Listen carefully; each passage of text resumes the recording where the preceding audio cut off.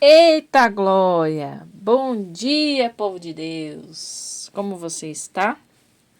A paz do Senhor Jesus. Pai amado, Pai querido, estamos aqui, Pai, batendo a sua porta, Senhor. Que esse dia seja o dia, Pai. Que o Senhor se revele grandemente a cada um de nós e nós encontremos o seu amor, o seu favor e tenhamos as nossas vidas transformadas para a glória do teu nome, do teu poder, em nome do Senhor Jesus. No capítulo anterior, nós vimos os descendentes de Sacar, de Benjamim, Naftali, Manassés, Efraim e Asser. Em Atos dos Apóstolos, a gente viu a perseguição contra Paulo e Barnabé em Icônio, Derbe, Listra e até chegar uma confusão na Grécia, onde os cidadãos que ouviram a palavra acreditavam que ele era um Zeus e Hermes.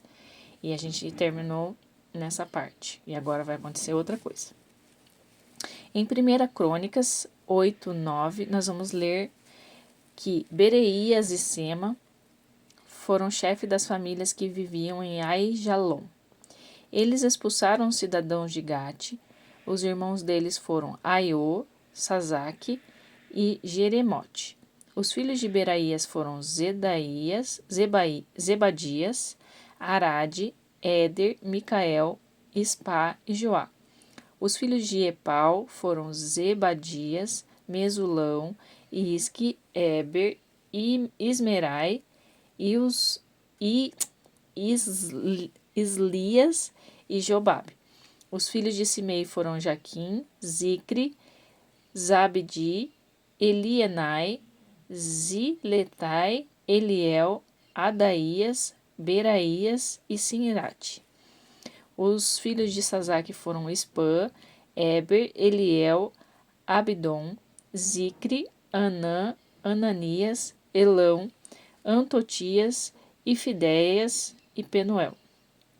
Os filhos de Jeorão foram Sanserai, Searias, Atalias, Jaresias, Elias e Zincre. Esses são os chefes das famílias registrados na genealogia que vivia em Jerusalém. Jeiel, pai de Gibeon, viveu em Gibeon. O nome de sua mulher era Maaca. Seu filho mais velho foi Abdon. Depois teve Zur, Quis, Baal, Nadab, Gedor, Aiô, Sequer e Miclote. Miclote foi o pai de Simeia e eles moravam perto dos parentes em Jerusalém. Ner foi pai de Quis foi pai de Saul, Saul foi pai de Jonatas, Malquizua, Abinadab e Esbaal. Jonatas foi pai de Merib, Baal, Merib Baal foi pai de Mica. Os filhos de Mica foram Pitom, Meleque, Tareia e Acás. Acás foi pai de Jeoada, Jeoada foi pai de Alemete, Asmavete e Zine. Zine foi pai de Mosa, Mosa foi pai de Bineá. Ele foi pai de Rafá, que foi pai de Eleazar, que foi pai de Azel, teve 6 filhos. Seus nomes eram Asricão, Brocu, Ismael, Searias, Obadias e Onã. Os filhos de Ezeque, seu irmão, foram Ulão, o mais velho, depois Jeús e Elifelete. Os filhos de Ulão foram guerreiros famosos, habilidosos como flecheiros. Eles tiveram muitos filhos e filhas, pelo menos 150. Todos foram descendentes de Benjamim. Esta é a analogia completa de todo Israel, conforme foi registrada nas crônicas dos reis de Judá e Israel, da época em que Judá foi levado cativo para a Babilônia por causa da sua infidelidade, a comunidade dos que retornaram do exílio.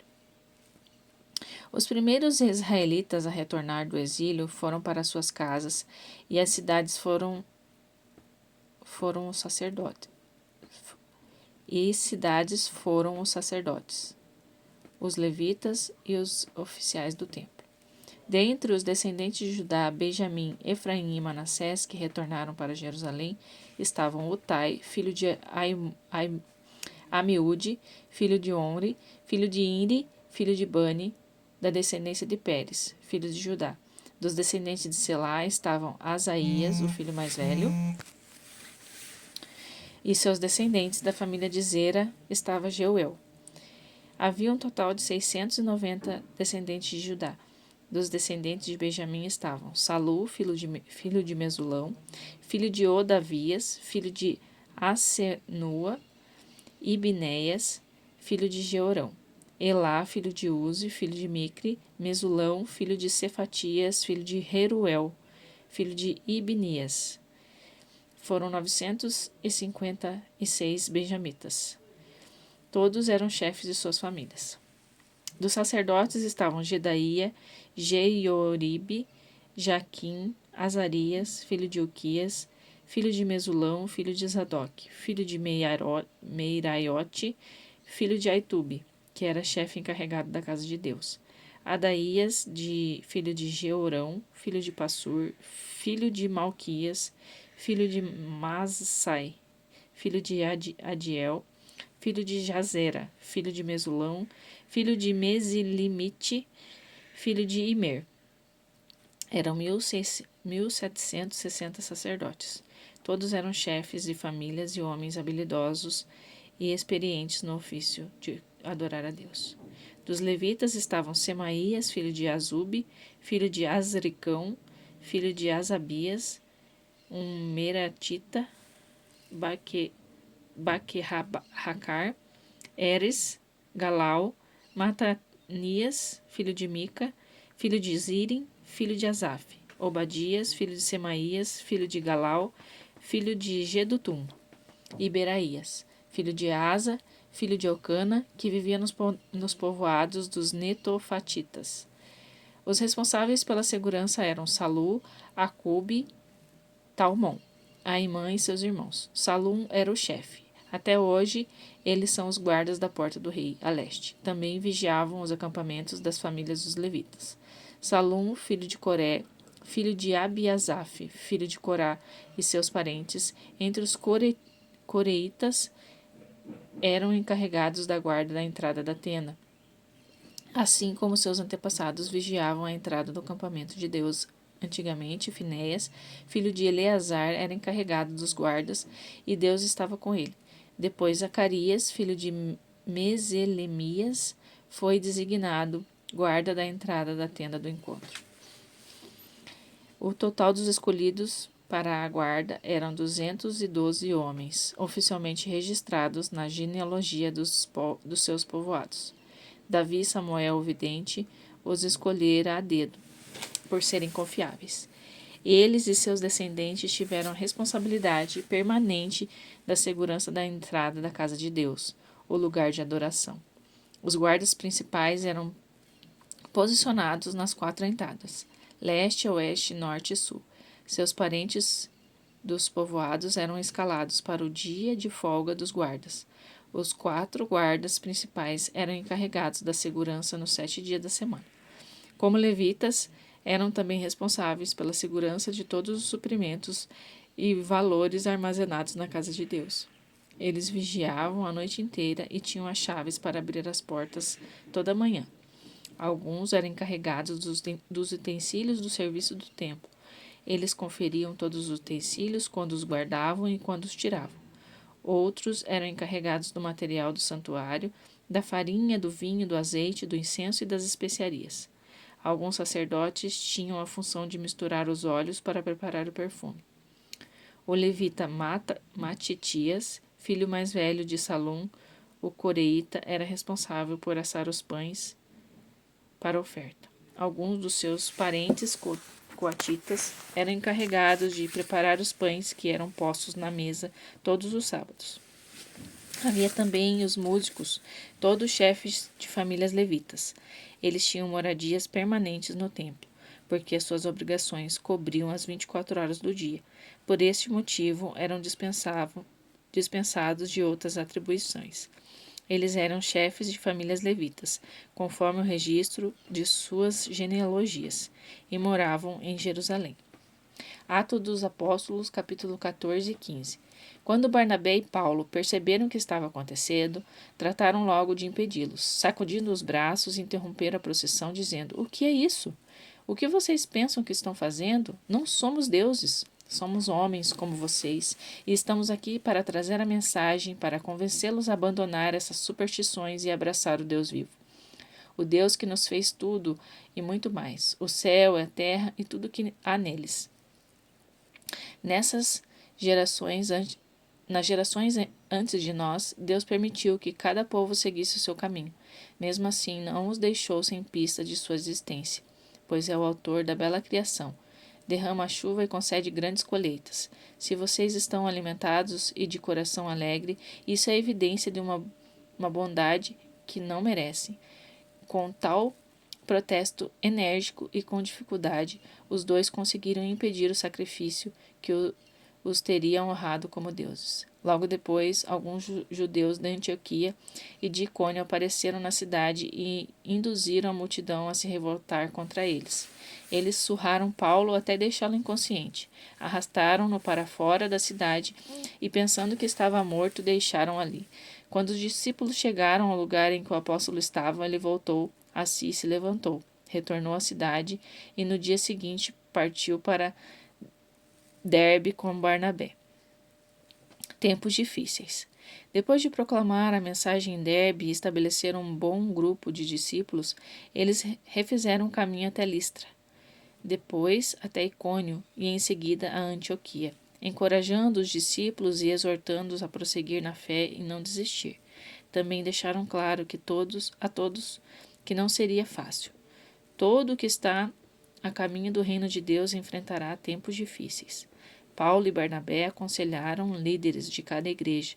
Depois de orar e jejuar, consagraram os novos líderes ao Senhor, a quem havia confiado a própria vida. Fizeram o caminho de volta, sempre trabalhando, e através da Pisidia chegaram a Panfilha e pregaram em Perge. Por fim chegaram a Atália e embarcaram no navio de volta para Antioquia, onde tudo havia começado.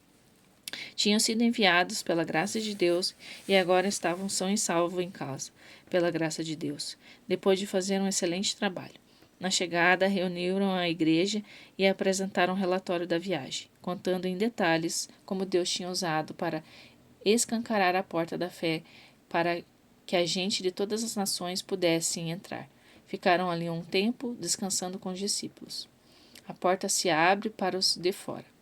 Pouco depois, alguns judeus chegaram da Judéia, insistindo em que todos deveriam ser circuncidados. Diziam não aos judeus: se vocês não se circuncidarem, conforme a lei mosaica, não pode ser salvo.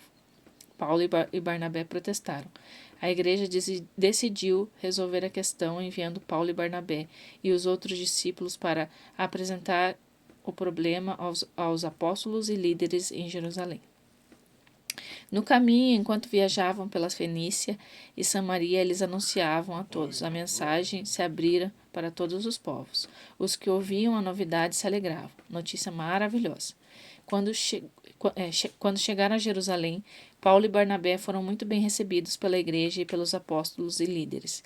Eles apresentaram um relatório de viagem e de como Deus usaria para abrir as portas para os demais povos. Mas alguns fariseus puseram-se de pé para falar. Eles tinham se convertido, mas ainda mantinham uma dura linha dos fariseus. Disseram: vocês têm de circuncidar os pagãos convertidos. É preciso fazê-los para aguardar a lei de Moisés. Salmo 83, do 9 ao 12. Faz a eles o que fizeste a Midian, e Sísera e Jabim no riacho de Quizon. Eles foram derrotados em Eldor. Viraram esterco de jardim. Elimina os líderes deles, como fizeste com Oreb e Zebe. Reduz os princípios a nada, como Zeba e Zalmuna, que se vangloriaram inutilmente. estamos roubando tudo e nos apossamos do jardim de Deus. Eita glória! Eu separei aqui um trecho que fala lá em Atos dos Apóstolos, capítulo 14, ao 22. Também deixaram claro para todos que não seria fácil. Todo que está no caminho do reino de Deus enfrentará tempos difíceis.